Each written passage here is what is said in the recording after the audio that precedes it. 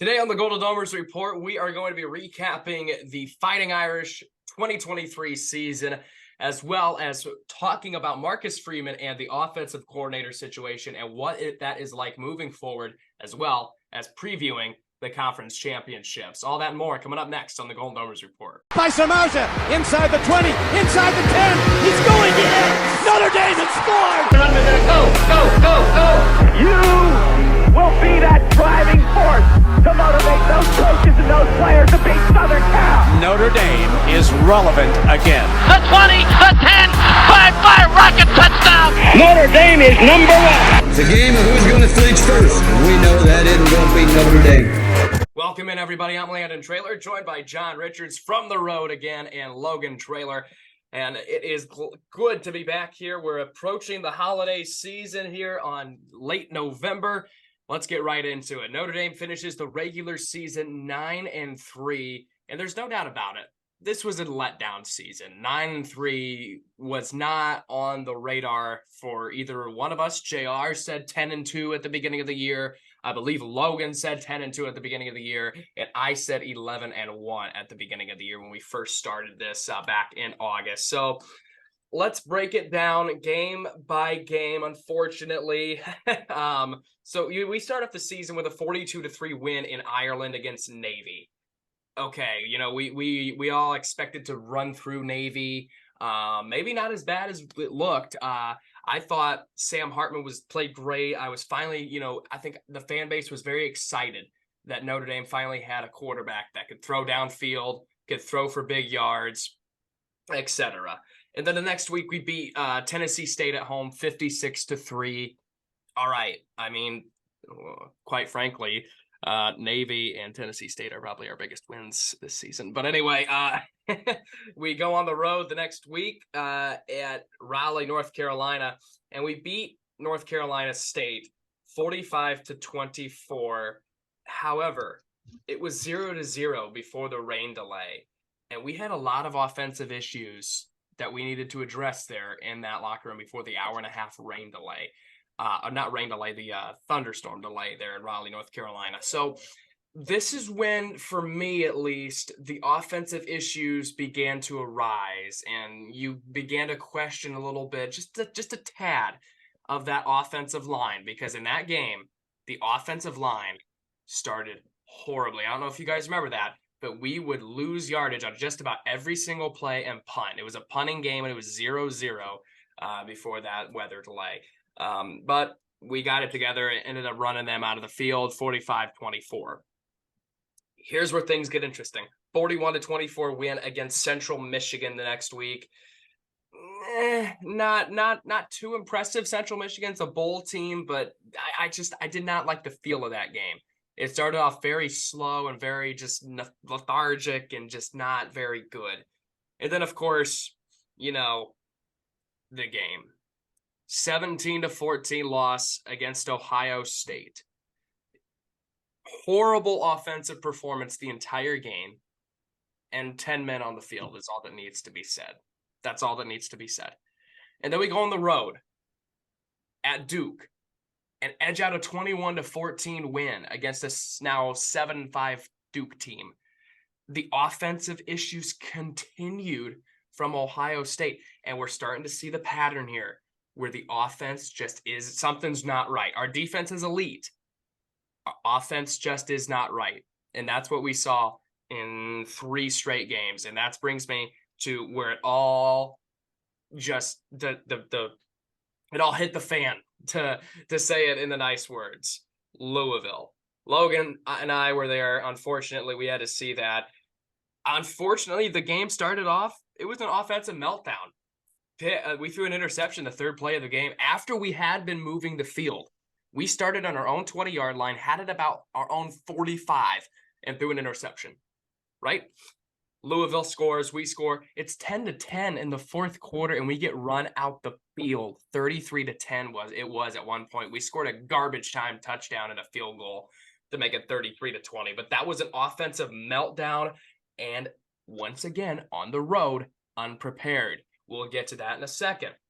Then we go back home and take care of USC 48-20. Looking back on that win, it's not that big of a win. They're not what they thought. They're not what I thought they were. And then moving forward, 58-7 against Pitt. Then we go on the road to Clemson, another game Logan and I were at. Lost 31-23. Went 3-and-out on 6 straight possessions in the fourth quarter with a chance to either A, tie it, or B, frickin' win it. It was just an overall disaster. An absolute letdown there at Clemson. We saved their season. I don't think they've lost a game since. So you're welcome, Dabo. And then a 45-7 win against Wake Forest, and then a 56-23 win at Stanford. Do not let those last 2 games tell you anything about this disaster of an offense. So JR, from the road, we'll get to you because I know you got to head out here in a couple minutes and then you're going to come back. But I want your thoughts here, just really quickly, overall thoughts on the 9-3 2023 season. Underwhelming, not what I had predicted. So I don't like that. I want to put a correlation between the first drive coming out of the weather delay of the NC State game and the final offensive drive against Ohio State. If you look at both of those situations and those spots, we came out, and what was the first out of the weather delay, and what was the first thing that we did? What's the first play that we did? Ran the ball to Estime. We handed the ball to Estime, and he went 80 yards. When the going got tough and we had to put it together against Ohio State, we went down and we put it together. Had we made one play there on defense, had DJ Brown made that interception, I can now argue, and again, this is all, Monday morning quarterbacking and 2020's hindsight. But if you make that play, you can now kind of forgive Louisville. There was so much that had taken place up to that point. I don't want to say, I can justify losing to Louisville, but I certainly could understand it. We talk about spots and situations all the time, and win or lose coming out of that Ohio State gauntlet in the situation that took place against Duke when we were kind of up against it with our health on the perimeter and our wide receivers, we kind of leaned on the run game there too to kind of get us through it. And we made some gutsy plays. So had we just, I don't know what went wrong with the inconsistency of leaning on Estime, but I felt had we had a little more experience from the head coach and the offensive coordinator and a little better preparation and game plan, you guys, maybe we are 11-1 right now. It's just unfortunately that Ohio State game this year, I'm telling you, that was a winnable game and a down year for Ohio State. USC, another, they weren't who we expected them to be under Lincoln Riley. But Clemson, they were down. This schedule was manageable and we let it slip away. And I think a lot of that has to point to our coaching and experience. Now you could say what you want. The defense had a great year, but in the biggest, most pivotal moment of the season, it was our defense that probably didn't make the play that was necessary to make for the outcome of the year that we needed to have.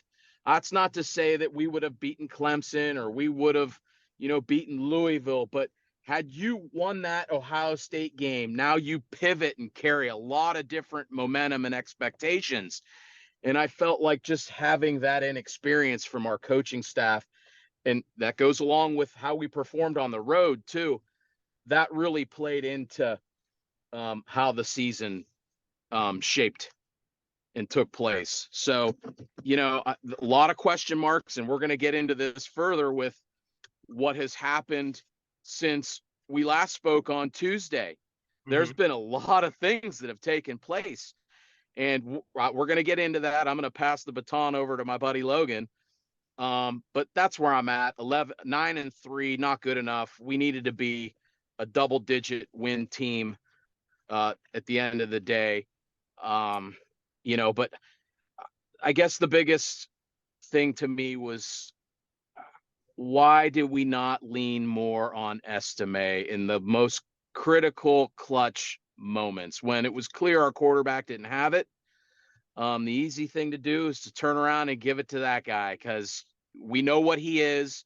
We know where he's going to be drafted. You've seen the production that he has given us. Mm-hmm. Disappointing. Mm-hmm. I'll stop my rant for a moment, and I'll rejoin you guys here soon. All right. Very, very well, JR. Very well said. Very well put. I don't disagree with about anything you said. Logan, I'll turn the floor to you. 9-3 on the 2023 campaign. Go for it. I know we're going to get into the Parker discussion.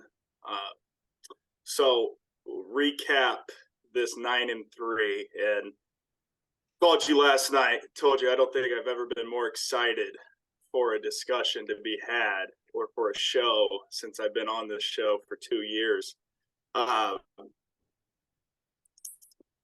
It's not good enough.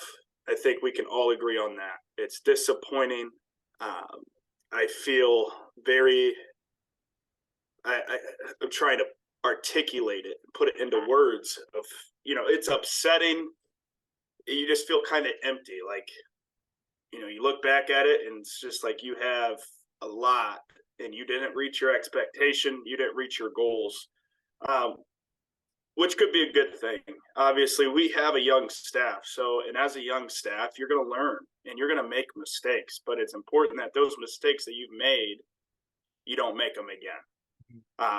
The one thing I will say, you did say Ohio State, our offense was terrible. Put up 351 yards. We had 178 yards of rushing. And our offense, like JR said, gave us a chance to win that game. And that's the second most yards Ohio State has led up. Michigan at 338 and beat them. So I think, that's a point where I think our offense did put us in a position to win, and our defense had a play and they didn't make it. And I agree to a certain extent of leaning on Estime, but, the Louisville game, we have 5 turnovers. Parker's not out there. Freeman's not out there, losing the ball, throwing the ball to the other team. And I think that was a different type of atmosphere we were in. You could tell that was their Super Bowl. I would argue that they were more ready for that game than they were the game they just played last weekend against Kentucky, their biggest rival. So it is, as a Notre Dame fan, it's exhausting to let teams get you. It goes and kind of make your program take another leap when you beat Notre Dame. And it sucks to be on the other end of it, but it's the reality. Clemson was a missed opportunity. I think that goes back to probably – it's not as bad as Ohio State, in my opinion. That was heartbreaking, but Clemson's up there, and I think that's worse than the Louisville game, in my opinion, just being there. And, you're at a point where it's 24-9. You can't run the ball. Your defense didn't have a good first half. You can't just hand it off to Estime.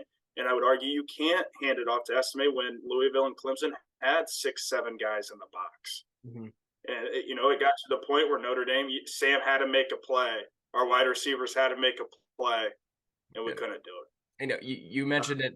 You mentioned it last week. Michigan made the play that Notre Dame couldn't, and unfortunately, the good teams find ways to make those plays, and we didn't about all year long in those situations that we needed to make the plays. Logan, good teams put yourself in a position to win the game. Great teams make the play, and I don't think.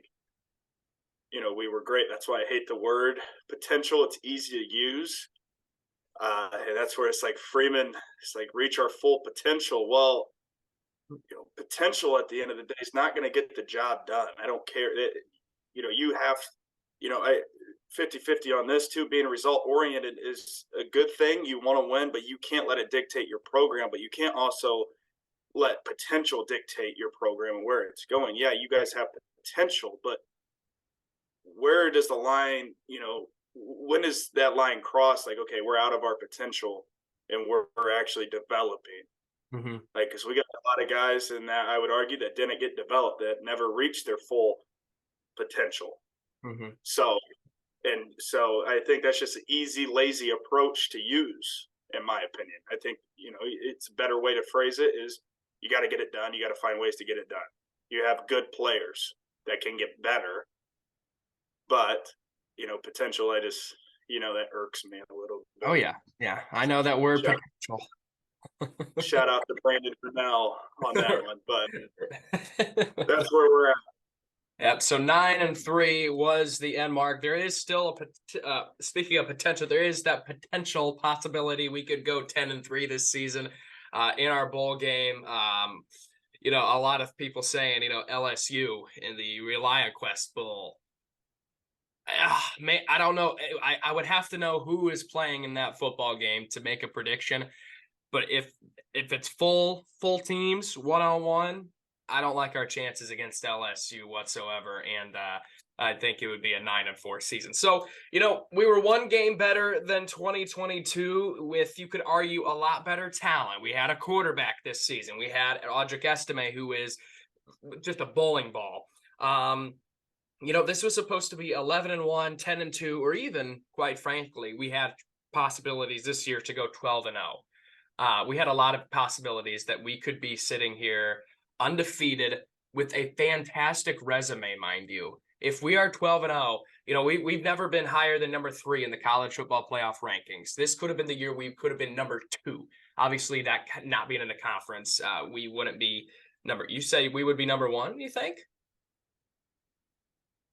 I think if we were 12-0, we'd have the best resume in the country. Okay, and interesting. That's Ohio State. Yeah, that's very interesting. I always think the committee with the dollar. I always think the committee. I don't think the committee would put us to 1. Because we don't play in a conference. I feel they would punish us because we're not in a conference. So we would not. I feel the committee would never rank us number 1. Unfortunately, I feel they would have that Georgia-Michigan bias over Notre Dame. Unfortunately, moving on. Offensively. Sam Hartman, he wasn't really what I thought Sam Hartman would be. I watched a lot of film this offseason on Sam Hartman. He came to Notre Dame and he did about the same stuff he did at Wake Forest, 9-3 record, just what Wake Forest did. You look at who they lost to in Sam's years: Clemson, North Carolina State, and Louisville. Now, granted, he didn't play Ohio State and that stuff, but he lost to 2 of those teams this year. 9-3. He did the same exact stuff that he did at Wake Forest. Unfortunately, you made a great point the other day. We had a young receiving core, and we didn't have that guy on the offensive side of the ball. He couldn't just throw it downfield and pray that Michael Mayer is there to catch it. If he has Michael Mayer, maybe we're talking about a different situation with Sam Hartman. Maybe he puts himself in a position that he can exceed those expectations that he did at Wake Forest. So, man, our offensive coordinator, Gerad Parker was rough at times, I will say. I put a lot of thought into this discussion that we're about to have. A lot of the blame went towards him. A lot of the blame went towards Gerad Parker this season. However, the Clemson game is fully on Gerad Parker and the lack of preparation, in my opinion. However, you made a great point. In the Ohio State game, our offense put us in a position to win. That was obviously his biggest game. That was obviously his biggest game that he has ever called plays in. For the very first year calling plays, he calls plays against the Ohio State University. And he did an okay job. He put us in a position to win. Louisville, you turned the ball over 5 times.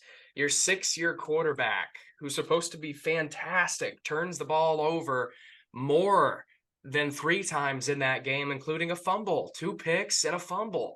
So, Logan, there really is only about one horrible game that Gerad Parker had, and that is Clemson.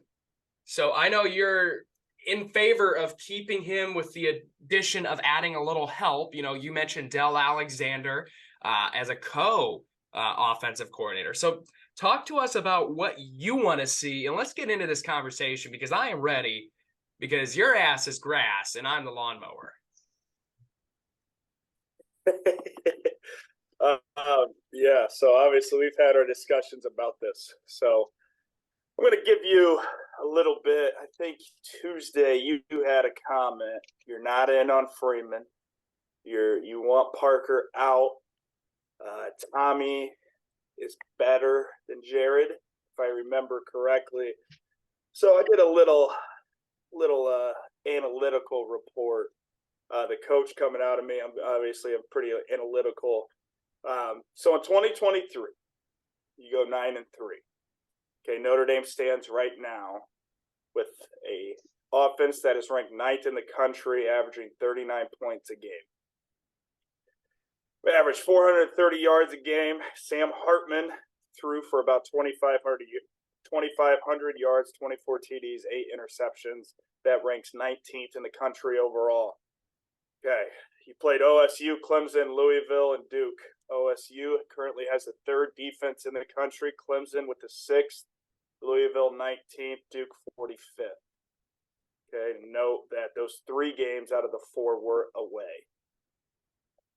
Opponent's record this year with the schedule, we knew it was tough. They currently stand at 78-64 with Navy has another game, and there was one more that has another game. So now, fast Super Sim back, if you can. The 2021 under Tommy, BK, there. Talked about that year a little bit Tuesday. We finished 20th in the country in offense. Averaged 34.5 points a game. The best team that ranked in the top 30th was Cincinnati, who finished 11th defensively. Jack Cohn threw for 3,100 yards, a little more. 25 TDs, 7 interceptions, which obviously Sam didn't have as good of a season as Jack, in my opinion, but played a tougher schedule. 2021 opponent's record was 74-76, so 2 games under 500. Their best win was Wisconsin, who finished 9-4. They played Florida State, the opener. I think we watched that at my apartment, if I remember right.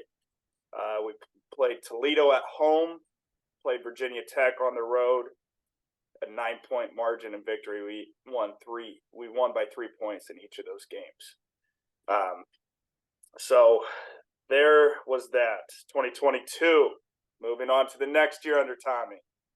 Notre Dame finished 41st in the country offensively. We averaged 31.8 points a game, which ranked 42nd. Opponent's record was 85-69 that year, so pretty good.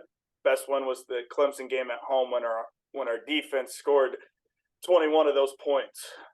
Okay, obviously different situation with obviously Buckner going out. You lose to Marshall, and then you have Drew Pine in there. So looked up Alabama and what they rank right now. They are 17th in the country.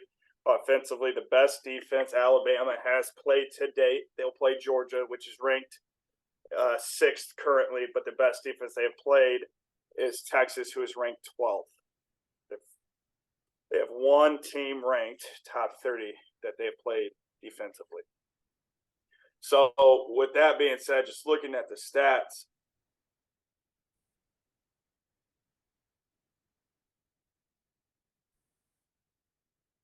Gerad Parker, bad, right? It was bad. But then when it was good, it was pretty damn good, in my opinion. So I think that there is a lot of room to improve. And I think he knows that. I think he's sitting there and probably at the end of the year thinking, like, maybe what happens if we call 3 different plays in the Ohio State game, hand it off to Audric, or don't throw it on 1st and 2nd down. Get the clock running, make them force their timeouts. What happens? I would say the same thing about Louisville. What could we have done different? Did we throw that fade to Rico the first drive of the game when we're driving? Do we, in Clemson, I think it's different how you prepare for those types of games. And I think he's probably more pissed than we are looking back at it. Just hearing from his press conferences, and believe me, I'm a big people guy. I like people, and I think Gerad Parker is a really good person, and I think Freeman is a really good person. Mm-hmm. So I think there's a lot of room to improve, but there's also a lot of good that comes with it. And listen, we had problems finishing games way before Gerad Parker. We had problems at quarterback way before Gerad Parker. We had problems being able to pass the ball way before Gerad Parker. Mm-hmm. This isn't a Gerad Parker issue. This is a Notre Dame football issue. Okay? It is as Pat McAfee is a program issue. Not being able to finish, not being able to show up offensively in the big games. And I would argue that Notre Dame showed up against Ohio State at home. On the road, it's a different story, which I don't think fully, is the blame is on Parker, but the blame goes on everybody. I think after the Clemson game, I said it's on your captains, it's on your athletic department, it's on Freeman, it is on everybody that wore a uniform or is tied to the university and tied to the program.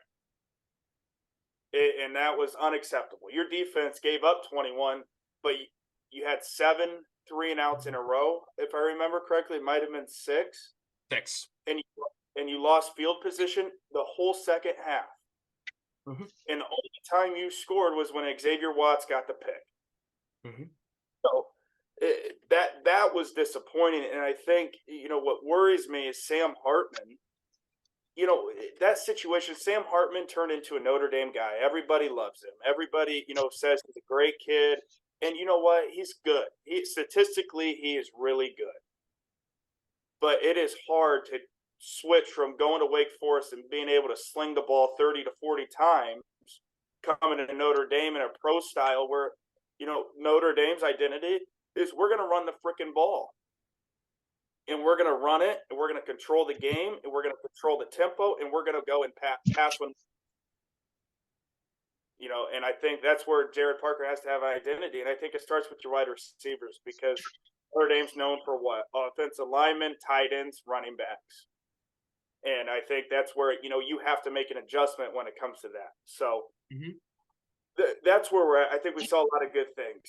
I think we did. And, taking emotion out of it. Do I wish that, we would have done some things differently? Of course. But I think what we're talking about, the issues that we're placing on Freeman and we're placing on Gerad Parker are the same issues we were talking about when BK was at the helm. The same issues that Charlie Weiss was dealing with. The same issues that have been here since I've been in Notre Dame, to be able to watch it and watch our guys fail in huge games. So I think, I wrote it down. I think the best game that I saw offensively in a huge game was 2012 when Notre Dame went to Norman and beat Oklahoma on the road. Mm-hmm. I think that's the only game that we really showed up. And you can argue Clemson 2020, but, who knows? You saw what happened when Trevor Lawrence was healthy. So, and we scored 3 points in the championship. So, I think you can get there. I think it takes time. I think it has to be, that's what Freeman has to do in the offseason is identify those problems and form a plan to fix those issues. How are we going to get there? Not by frickin' potential and having potential. Just do your job. Do your job. Mm-hmm. So I think that's where we're at. Very well said. Very well said. JR, welcome back. Welcome back. How are you? I'm good. All right. Good, Frenchie. I saw you raised your hand. Go for it. I did. So a beautiful deep dive analytically there by Logan. That was great. Mm-hmm. And a beautiful transition into maybe this isn't an analytical or a numbers issue, but it is more of a cohesion and right people in the right place issue. It's extremely important to have not only the right chemistry in the locker room, but also the right chemistry on your coaching staff. And all year long, everybody kept pointing to Parker and Freeman and we always heard from Al Golden, but nobody ever really heard Chancey Stuckey come out and talk and be vocal. And he always seemed to be kind of the man behind the scenes. And I would mention him a couple times throughout the season. And maybe this was a Chancey Stuckey problem. And maybe there was some sort of communication breakdown or message delivery snafu. And there just wasn't the right chemistry on the offensive side of the ball with the coaching staff. And Freeman, when he had that press conference earlier this week, he basically lied to us. He's not going to sit up there and be completely truthful, but then the next day, Chancey Stuckey's gone. I've been critical of him on, is he going to make the right decision? Is he going to have the guts to make the correct decision? And time will only tell, but I'm not so sure. And I've been very critical of Parker as well, but I don't think it's fair if we don't allow Parker the same leash, the same, I want to call it an allowance to grow and to learn that we gave Freeman, and not only gave him, but, expect.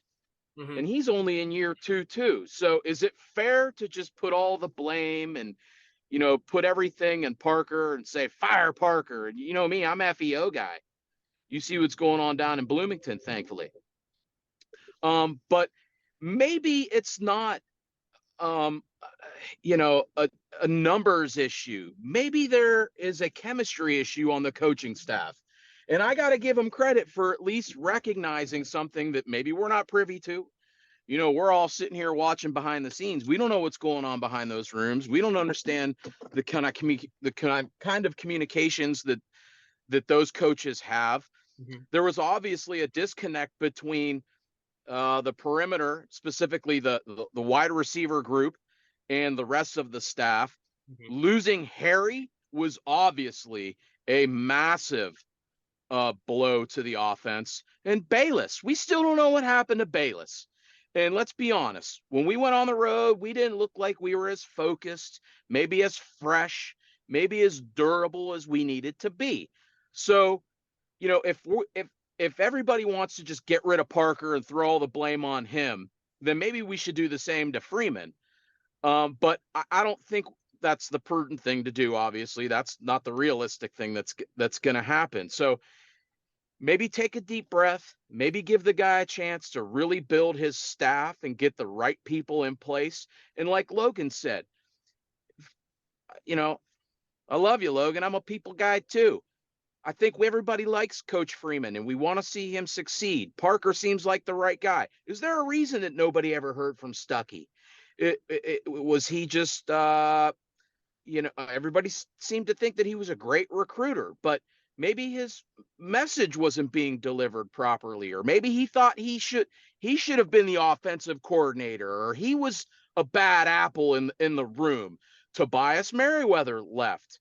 Tyree left. Maybe there was a lot of dissension and unhappiness in that group, and it was starting to manifest itself throughout the team. I don't know. I'm speculating here, but I'm going to give Freeman the chance to adjust, identify the problems, make the necessary changes. And if he thinks Parker is part of the solution and not part of the problem, then who am I to say that Freeman's wrong? Because if everybody wants to fire Parker for 1 year, then maybe we should fire Freeman after 2 years. I don't think that's right. 9 wins in his first 2 years as a first-time head coach anywhere is certainly admirable enough to continue to allow him to grow into the job, and same with his staff. Mm-hmm. That's where I'm at. Very well said, JR. Very well said. Everybody likes people. Everybody likes people. I love you guys. Love everybody. LEO. Not FEO today. LEO. You just stole it right out of my mouth. I was just about to say LEO. Thanks, Pastor Tom. So what I want to say here, and I'll go a little, backwards a little bit first. You guys have been able to convince me to change my mind, which is not something many people have been able to do. You know me. But Marcus Freeman, let's just go here first. Marcus Freeman, his very first game in the bowl game against Oklahoma State after Brian Kelly leaves us in absolute shambles. He led 28-3 at halftime. He lost that game 37-35. Ohio State, 2022, he led 10-7 at halftime. We lost 21-10. Marshall lost 26-21. Stanford last year, he lost 16-14, and USC last year, he lost 38-27. About the only game in Al Golden's tenure that he called plays on the defensive side of the ball scared of Caleb Williams. Ohio State this year lost 17-14 with 10 men. Louisville lost 33-20, and Clemson lost 31-23. Of those games, 1, 2, 3, 4 of those have been road games. We've seen the same pattern on the road as well, unfortunately, with Marcus Freeman. In 2010, for Brian Kelly, he lost at home to Michigan 28-24, lost on the road at Michigan State 34-31 on a fake field goal, lost to Stanford 37-14. That was his Rose Bowl Stanford team, or maybe just missed the Rose Bowl. And then Navy got blown out 35-17 in MetLife. Lost to Tulsa at home 28-27, similar to the Marshall. BK in 2011, see ya, JR.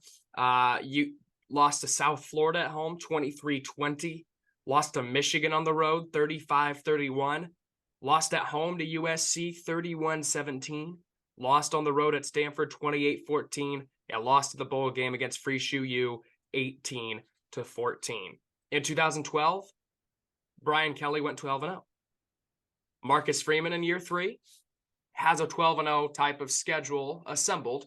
It looks like it should be an undefeated, or very, very well could be an undefeated season.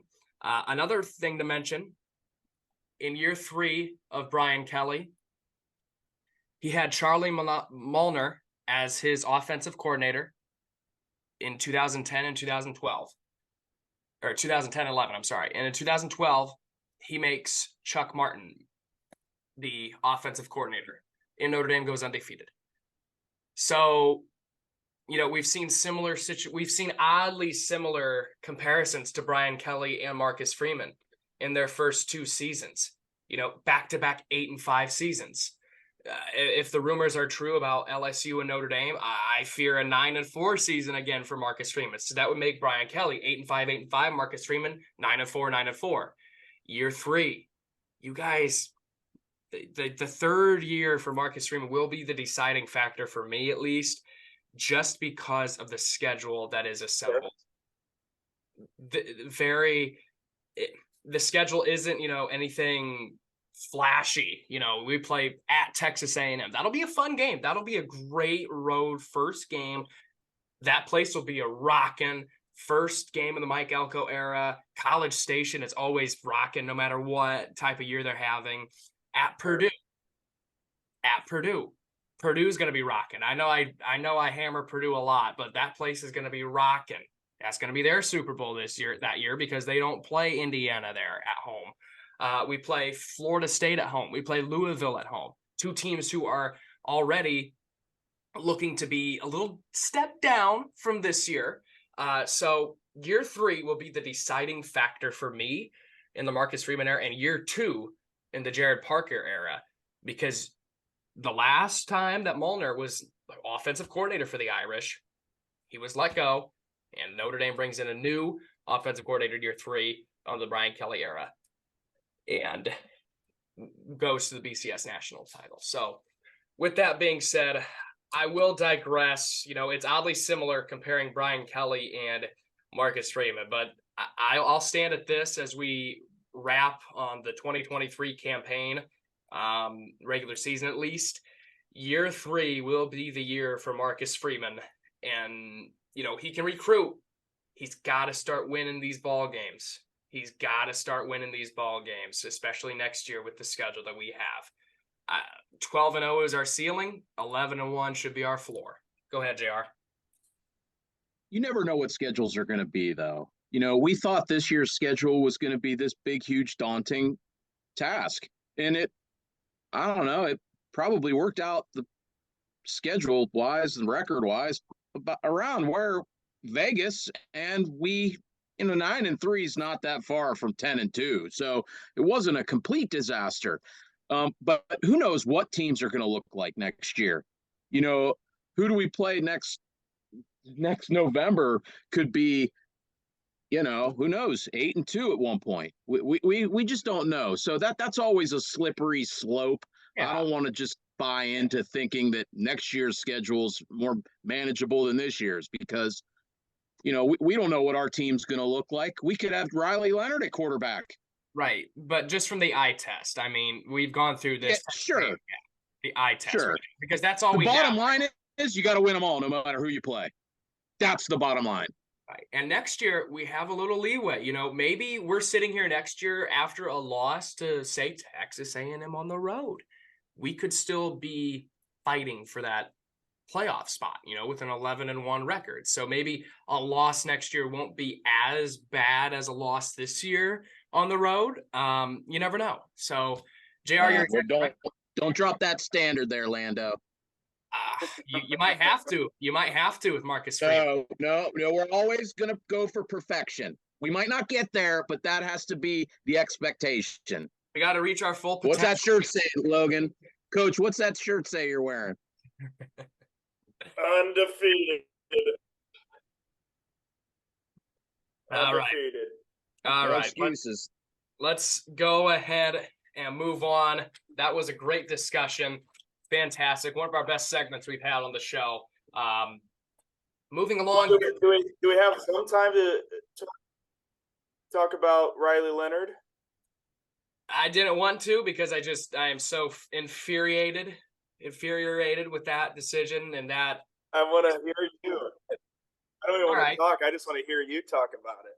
All right, fine. I will talk about it before we get into your lock of the week, which is missed 4 straight weeks. Might have to cancel that. Yeah. I have to cancel that segment of the show from now on. So you have Steve Angeli, which is not going to be the starting quarterback next year. I agree. You have, I don't know his name, Minchie, and you have CJ Carr coming in. That's 3 quarterbacks. And on top of that, you just got a 3-star quarterback to commit yesterday. I saw on Driscoll's page. You got a 3-star quarterback. Walk-on. Yes, a walk-on. But still, that's 4 quarterbacks. That is 4 quarterbacks. You're now going to go into the transfer portal and get look, Riley Leonard is a talented quarterback. He's not Sam Hartman, obviously. He's very injury prone. I would agree. I would say that CJ Carr or Minchie is going to be better than Riley Leonard, in my opinion. Why go to the portal and get a quarterback when you have talent in your own room at Notre Dame? Develop your quarterback. Develop your guys. You want to say we do it the Notre Dame way. Develop your frickin' quarterbacks and stop living in the portal. I don't know. Who's to say those guys are staying, though? It's not even. Angeli's gone. Now that you get hold on. We haven't gotten anybody yet, have we? Not officially. Okay. But okay. So let's not jump to conclusions just yet. And even losing Hartman, you still got to add somebody. I'm not jumping to conclusions. If Pete Thamel is reporting that Notre Dame is the most likely landing spot for Riley Leonard, then Notre Dame is probably the landing spot for Riley Leonard. All shout outs to Pete Thamel, one of the most credible sources in all of college football. But back to my point, if you keep living in the portal, why would quarterbacks commit to Notre Dame if you're just going to go out and get a transfer quarterback? it shows that you cannot develop a quarterback, and it shows that you have no loyalty to if you commit to Notre Dame, and it shows that you don't want them and you want someone else, and you're going to go to the portal and get somebody else. Well, I don't want to say he's been living in the portal, but I mean, okay, just at face value, who's better, Angeli, Riley Leonard, or Minchie right this second? Taking the guy that has 3,700 yards of I'll take Riley Leonard and a guy that's got a little bit of mobility, which we lacked this year. Let's be honest. We need a guy back there that has a little bit of mobility. I And understand. Hartman, he did make some big plays with his legs, but I don't want to just dismiss the portal completely. I mean, if the guy like that wants to come to Notre Dame, okay, I'll take a look at you, and I'll make it upon Freeman as to whether or not he should be the starting quarterback. I understand. And Parker, and Gino, and the rest. But you just want to dismiss everybody from the portal? I understand where you're coming from. However, I would like to see one of our guys out there at Texas A&M next year with the schedule again with the eye test that we have. None of them are our guys. None of them are our guys anymore. They are their own guys. That's the life of the portal. All right. They're not. It's just the reality of it. Okay. I want to see. Go ahead. No. Go. It is a good problem to have. Mm-hmm. Yeah. He has mentioned and been very clear about it. Now, actions speak louder than words. But I think Riley Leonard is that bridge where you get him. Not only is he really good, but he has experience, which Angeli and Minchie do not have. And I think he's really trying to avoid the Pine Buckner issue that we had in 2022. So now, say Riley Leonard comes, he gets hurt. Now you have two guys that could fill those shoes. Or maybe none. Maybe he thinks neither of them are the guy, and he's bridging the gap to CJ Carr. Yes, like that was my next point. Like you got to think after Riley next year, he's already on draft boards. He's going to go to the NFL next year, no matter what. After next season, so if he potentially becomes Notre Dame's quarterback one more year, you have CJ Carr as a sophomore, Minchie Jr., Angeli if he stays, which I don't think Angeli would be there. Somebody's going to leave. And then you have Deuce Knight as a freshman.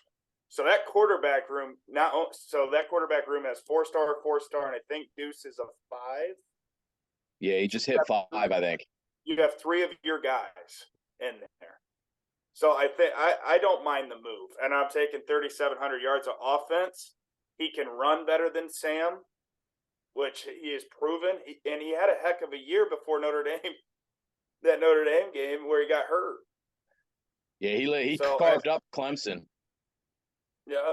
Now, here's to say, if he comes in the spring and Minchie beats him out and Minchie's named quarterback, I will sit back and watch. I won't have a problem with it. Like, that is completely okay with me, even if it's Angeli. But at this point in time, I think if you're bringing a guy like Riley Leonard in, he's going to be your starting quarterback. All right. That's the Riley Leonard situation. Tobias Merriweather has entered the transfer portal as well. We didn't talk about that either. How do you feel about that? I mean, dude had so many chances to catch a ball in the end zone a lot, and he didn't. And yeah, but he's one of our guys, though, right? Yeah, he is one of our guys, but he's not one of our good guys. Like our quarterback room. But he's going to the portal. Doesn't that upset you if he's one of our guys and he's going to the portal? I hate the transfer portal, to be honest with you, JR. If you really want to get me going, I hate the transfer portal. It's not college football. It's NFL style. You say, I don't want to play here. I want to go to the portal. I don't want to play here. I want to go to the portal.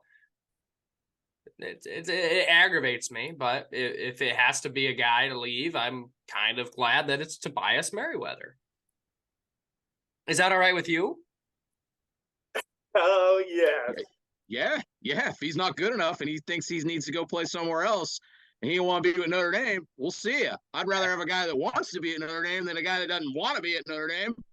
Yeah, It says a lot when a walk-on lacrosse player outperforms you. exactly. Exactly. Logan's lock of the week for the conference championship weekend. We'll move on here, running out of time. So, Logan, a lot of stuff here in conference championship week. I got to ask, the line for Oregon and Washington is 9.5 in favor of Oregon. Is that on your radar? I'm going to stay away from that one. NFL has been lovely to me, but college football, I have not hit a bet in the last month. So that is disappointing. However, 21.5 points is a lot of points to a team that is really good defensively and runs the ball. Not very good offensively, but runs a lot of clock. And that Michigan-Iowa line really interests me. Michigan, I'm going to do it again. I think Iowa covers the 21.5. I don't think they beat the Wolverines, the nice guys out of Ann Arbor, but I do think Iowa covers the 21 just with the style of play. Michigan's run dominant as well. I don't think there's a chance that Michigan beats them by 22 points, in my opinion. There's also some theory that thinks they'll take the foot off the gas second half, the rest of their players up. They'll get in and get out. Yeah. Interesting. Iowa 21.5 covered the spread. All right. Very, very interesting. Very interesting. That game could end in a 10-0 Iowa victory, though, if it goes Iowa's way. Wouldn't that be something? I would live for that. Let's get into it. Conference championship picks. We're picking all the conferences, not just the ranked ones. So, Conference USA Championship. This is actually one that's under the radar on Friday night. New Mexico State at number 24, Liberty. Friday night, 7 p.m. on the CBS Sports Network. We'll go JR, Logan, and myself. No Dylan today. Boy, New Mexico State. I mean, that guy. I'm going to go Liberty, though. Liberty. You guys, I thought one of you would say the Liberty jingle, the Liberty. Liberty. There you go. I am going to take New Mexico State to win the Conference USA. I like New Mexico State. The Aggies, they're having a really good year. Very surprising to me, at least. The Pac-12 championship at Allegiant Stadium in Las Vegas, Nevada. Number 5, Oregon versus number 3, Washington. Friday night, 8 p.m. on ABC. I mean, does the Pac-12 do it right? Friday night in Vegas, they said, screw it. We're not going to play on Saturday and share the day. We're going to roll to Vegas. We're going to live it up. Boy, that's a big line. That's a really, really big line. Yeah, I'm very surprised Logan stayed away from that. That's very interesting to me. That's 9.5 points. But that's 9.5 points. Yeah, I'm going to go Oregon. Oregon's playing really well. Washington's kind of escaped. Yeah. Played Washington State. And they should have beat them the first time. Yeah. And Oregon, revenge game. We talk about a spot. What happens if Washington loses in like overtime and, Georgia, oh, man, there's so many things that could happen. I'm going Oregon, though. I'm not going to get off track. Oregon. It's very interesting. I'm very interested to see how it all plays out, but I'm going with Oregon as well. Well, that means Washington's going to win because I'm taking Oregon as well. If we had the college game day board, it would all be green and yellow today. That's not a good sign. I know Dylan would pick Oregon too. So I'm going with the mighty Oregon Ducks to win the Pac-12 revenge game. Lost on a missed field goal last time around in Seattle. This is going to be a neutral. This is going to be a great game. I'm pumped for this one. I'll be having split screens watching the Indiana losers and the Pac-12 championship. Big 12 championship at AT&T Stadium in Dallas. We have Oklahoma State and number 18 Oklahoma State and number 7 Texas, 12 p.m. on ABC. My man Gundy found his way in the championship game. Good for them. You know, there's a chance we could see them maybe. I don't know. Are we tied into the SEC and the reliable nobody gives a damn bowl? Unfortunately, a lot of things saying, especially from Pete Sampson, saying we're damn near a lock in the ReliaQuest Bowl against an SEC opponent. Okay. Read me this game again. Oklahoma State and Texas. Nooner. What time? This is a nooner, right? Nooner, which is 11 a.m. 11 a.m. in Dallas. Good morning. Yeah, I'm gonna go Texas, but man, they got nothing to lose. They're gonna go in there and give them a game. Give me the And long. what happens to Texas if they win and something crazy happens? Should Texas? Why is Texas behind Oregon? It becomes interesting if Alabama beats Georgia. Mm-hmm. Or Texas. Like, I think Texas, it's going to be weird. It's going to be very weird. I don't see, if Georgia loses to Bama, I don't see the committee keeping them out. And I don't That's best case scenario for the committee. Yeah, Georgia losing. Yeah, and I don't think, if Bama wins the SEC, obviously they're in. Yep. 9-1, baby. Let's go. Where it's going to get really screwed up is what if I can't believe it. Oregon wins, Michigan loses. Like what are you going to do there? Like Ohio State becomes like kind of a part of the conversation as well, in my opinion. So because Ohio State's resume is really, really good, it's up there as well. But give me Texas. I would hate to be on the committee just because they have a lot to think about and a lot to process on Sunday morning. I would hate to be on the committee right now. I don't credit them enough, but credits to them. They got a lot to deal with. Listen, last Big 12 championship as we know it. We have Texas, a college football blue blood. You have Oklahoma State, a Big 12 blue blood.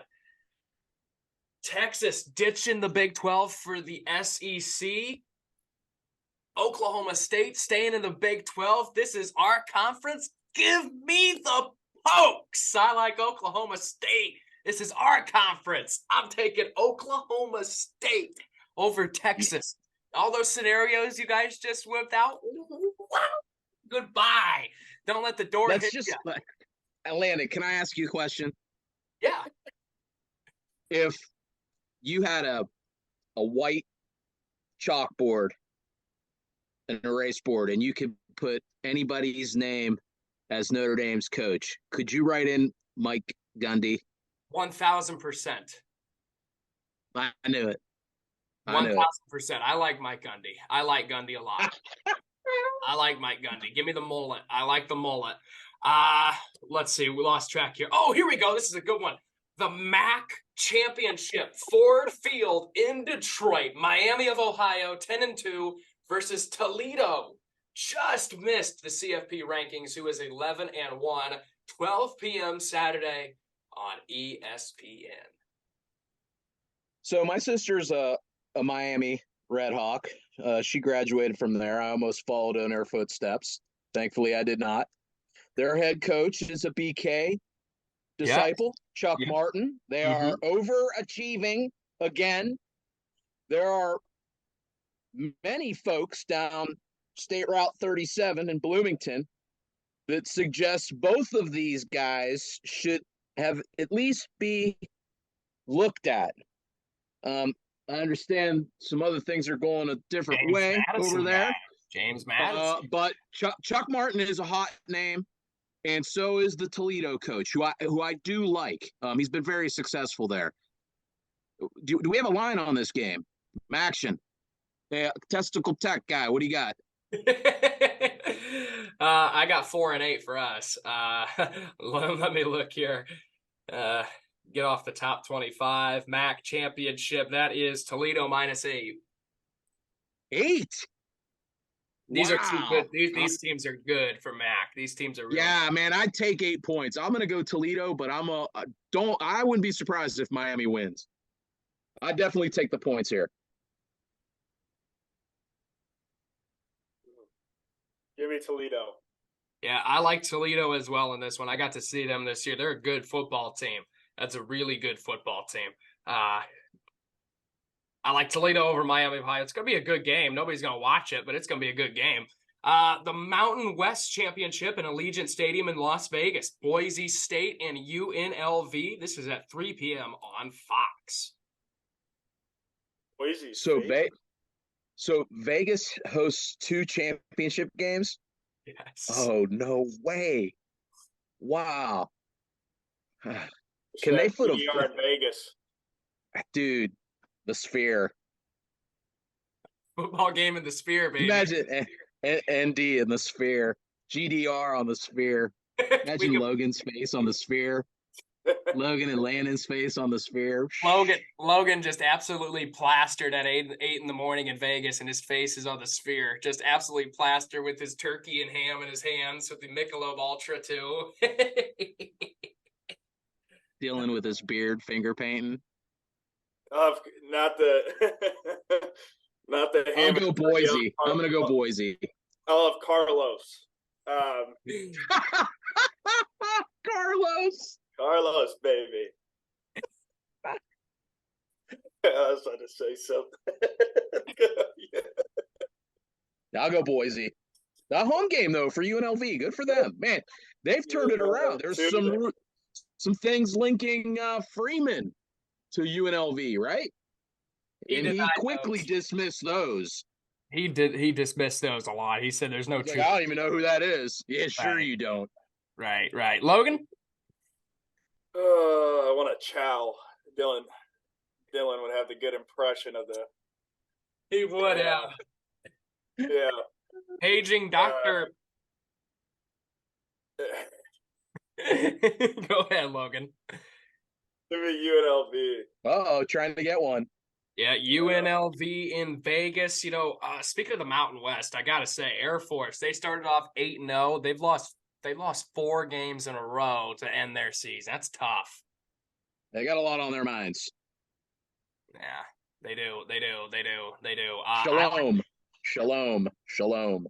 I like UNLV in Vegas to win the Mountain West. The SEC Championship, Mercedes-Benz Stadium in Atlanta, number 1 Georgia versus number 8 Alabama, 4 p.m. on CBS. The last SEC Championship game on CBS. Where do they go to? ESPN. ESPN basically owns college football now, I think. So how many times in a row has Georgia beaten Bama? 2? 2 in a row. The national championship and the SEC title. I see you looking at me down there. I know. I'm ready to see what you're going to do. I'm going Bama. Damn it. All right. I am going. I'm putting my money where my mouth is, dude. I got him at 9-1. I think that was, is that destiny? I don't. Fourth and 31. Listen, I am choosing Bama solely on the 2 reasons. I do want to see Tommy do well. No harsh feelings towards him, but I don't think Nick Saban loses to one of his assistants 2 times in 1 year. Give me Bama. Or 3 times in a row to one guy. Yeah. What is it, 5? 5.5? Mm-hmm. 6 now. 6. Oh, wow, it's gone up. Oh, Saban. Oh, my God. You know what he's saying at practice? Oh, I would love to see his practice this week. Just to sit in there and see oh, my God. 29 in a row, Georgia has won. 29 straight games. Alabama hasn't really impressed me this year. That 4th and 31, that was more on Auburn being stupid than Alabama luck. This could be a good game. I like Georgia, though. I'm rooting for the chaos. I would love to see chaos in the college football playoff. Unfortunately, Alabama won't be a part of that mix. Give me Georgia to win the SEC for the second or third straight year. I don't know if they won it in 21. I don't know, but give me Georgia. You're picking Georgia, but you would like to see Bama win, though, right? Yeah, I'd like to see a little chaos. Yeah. That would be because I'm also picking Oklahoma State, and I would also, like to see Texas win just to see what the committee does there. We got a few more on the slate here. Yeah, the AAC championship. We have SMU at number 22, Tulane, 4 p.m. on ABC. Tulane's only loss this season came at the hands of Ole Mississippi. The Fritz. A lot of people like the Fritz to show his way in Bloomington. I think he'd put butts in the seats. He's done a nice job. Man.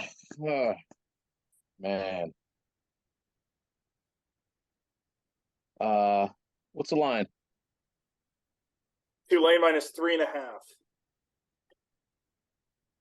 Is this do they have some funky rule where they play at the home team stadium? Yep, it's at Tulane. At Tulane. Landon's on his stuff. I love it. Yeah, I knew one of these games was. That's right.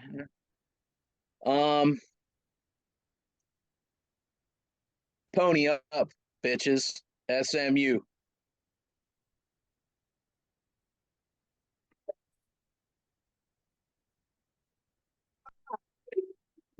Wow. That better stay. Wow. Go ahead. Give it Tulane. I gotta start picking up some games. SMU's been playing a little good football lately. I'm with JR. Pony up. Give me the Broncos. I think that's what they are. The Sun Belt Championship. Appalachian State at Troy, 4 p.m. on ESPN. I think I had Appy State over JMU. Mm-hmm. JMU, everybody seems to be lighting their Marlboro Reds. The SIG is going to make his way to Bloomington. That's the rumor on the street. Heard they tracked a plane. Not sure what. I don't know about that. That's not a run. Troy is also a very proud football school. This is the Sun Belt. Yep, 10-2 versus 8-4. App State 8-4. I'm going. But this is a neutral site game, right? At Troy. Oh. And I like Appy State. Give me Appy State. App State beat James Madison, correct? Correct. At James Madison. Yep. At James Madison. Game day rolled into town too there that day. I think they had a letdown though the week after. Coach. What? IU's looking at App State's coach. No, James Madison. James Madison. I heard they tracked Ciganetti. I heard they tracked a plane from James Madison to Bloomington last night. Well, it doesn't matter. App State sounds fraudulent. The line is 6 for Troy. Give me Troy. Give me a game. You love that. You love saying that fraudulent. I like Troy to blow them out. 10-2 versus 8-4. Give me the Troy Trojans. Trojan man. The Big Ten Championship. Lucas Oil Stadium in Indianapolis, Indiana features number 2 Michigan and number 16 Iowa. 8 p.m. on Fox. My favorite duo in college football. Gus Johnson, Joel Klatt in Indy once again for the Big Ten Championship. The whole Maserati Marv. Everybody had a nickname last week. I don't know. Maserati Marv. I love those two calling a game. Now, you want chaos? Imagine Iowa beating Michigan. That would be chaotic. Yeah, Michigan. Michigan's going to win this game.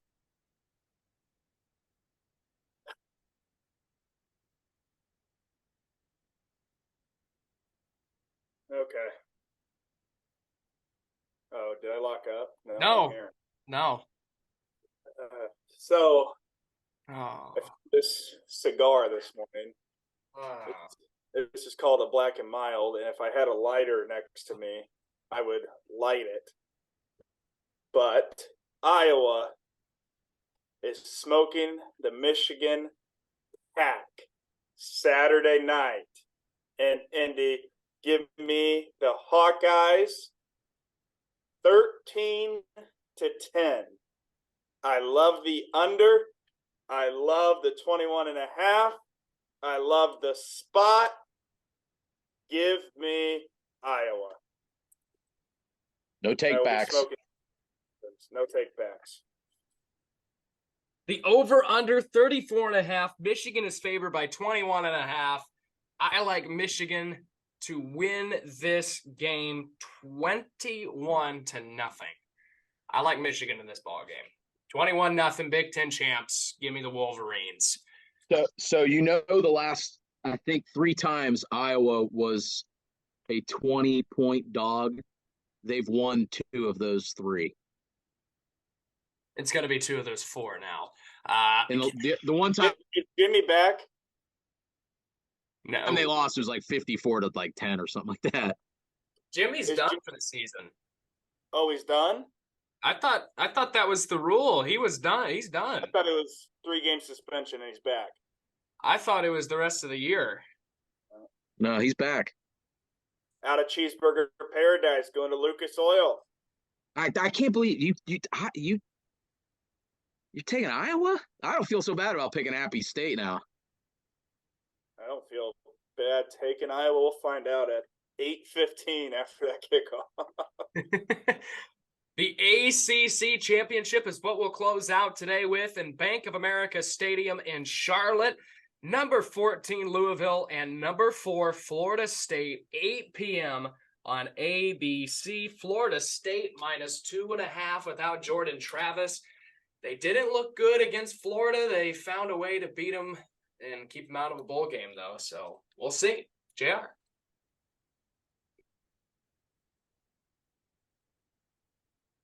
This kind of feels like a Browns game situation. God, Their defense is gonna have to win this game. Can they eke out enough points? Because Braum is gonna put up some points. Can Florida State manufacture enough and lean on their D to stop Braum and company? Now, these bowl games and these conference games, more so the bowl games, it's like, who can handle the emotional, what is left of Louisville after losing to Kentucky? Did I pick Kentucky? I think that was my upset of the week, but I'd picked Louisville. I was like, I wouldn't be surprised if Kentucky wins this game. Logan did too. What is left? What is left of Louisville? Can they? Oh, man, I'm gonna pick. Louisville goes with chaos. But I think I'm gonna. I hate to do this. I hate to do this. I'm picking Free Shoe U to go undefeated and find their way into the playoff to just, be there and lose, waste a spot. Honestly, a spot's gonna get wasted on them, you guys. Mm-hmm. I'm fearful to say it. Yeah. Because this is the game that we need to have to make all 4 of those playoff spots really maximize. Otherwise, they're going to get in there with a backup quarterback and they're going to lose to whoever they play. And it would be the 1 seed because I don't see them jumping to 3 or 2 unless something happens to 3 or 2. One of them's Washington. Yeah, I'm picking Free Shoe U though. Yeah. I would not be surprised. Florida State dropped after Travis got hurt. They're 6th now, correct? They're 4th. No, they're 4. They're 4 now. They did drop last week before the Florida game. They put them up. Yes. It it depends on how this game is played out. I think I don't see Florida State getting ahead. No, if they go undefeated, they're getting in. Power 5. You mean to tell me? Power 5. You mean to tell me how can that committee go on the next day and keep those kids out because somebody got hurt and they still went on? Well, they would have gone what 3-0 with him, without him. It's the 4 best teams. Oh man. Oh gosh. That's maybe why I them said winning. Hold on, maybe them winning is more chaotic. Yeah, I would agree because you're putting the 4 best teams in there. So you're telling me Florida State is better than Alabama, Texas, Washington, Oregon, Ohio State, Michigan. You can't dismiss a Power an 5 undefeated conference regular champion season and a Power But 5 can- conference champion. I don't know, man. Oh God. You're telling me they're going to put in a 1-loss SEC, or they're going to put in a 12-0 ACC team with a 13. backup quarterback over a 1-loss SEC team in Georgia if Georgia loses. Yeah. Yeah, because Georgia would have lost their conference championship and Florida State would have gone undefeated and won it and I'm beat starting somebody another from pot of LSU coffee. and beat LSU. It beat LSU. So they I'm do have. starting another pot of coffee. They got to win over that conference. Yeah, they do. I forgot about that. I'm starting Where- another pot of coffee. Where's LSU ranked? Oh, I guess They're like 12 or 13. Yeah. who gives a rat's? We're going to probably have to go through this whole show again. We're going to have to rehash a bunch of crap. I mean, a lot of problems are fixed if Georgia beats Bama.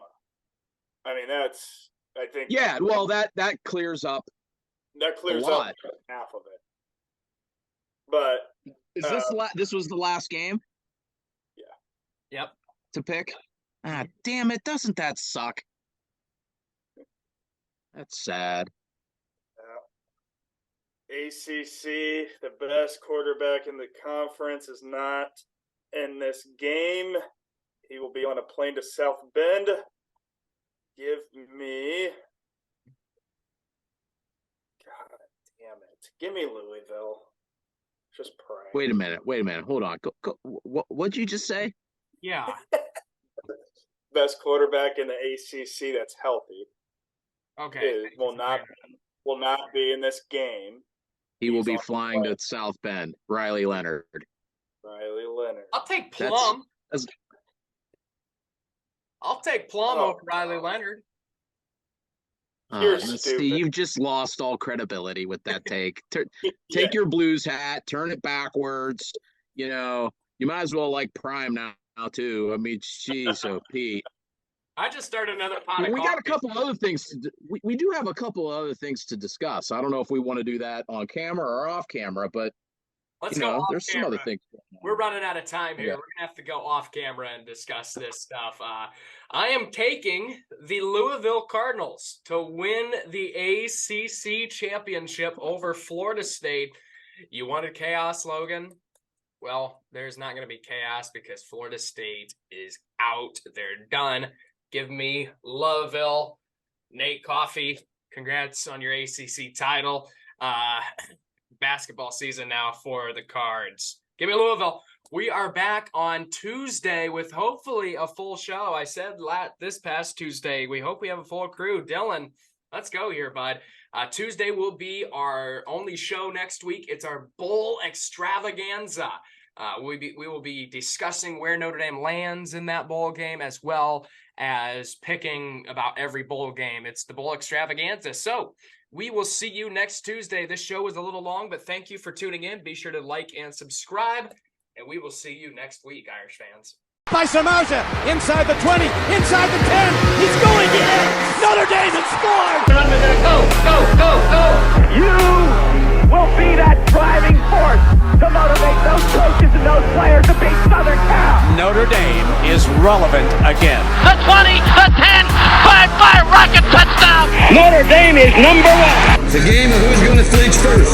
We know that isn't going to be Notre Dame.